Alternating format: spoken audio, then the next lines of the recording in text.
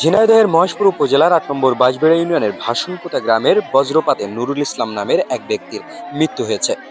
আজ শুক্রবার ৪ জুলাই আনুমানিক বেলা ১২টার দিকে তিনি গ্রামের পাশের মাঠে গরুর জন্য ঘাস কাটতে যান।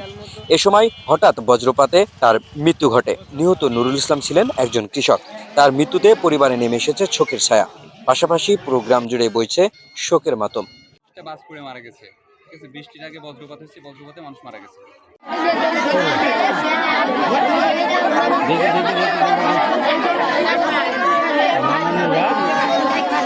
কারবার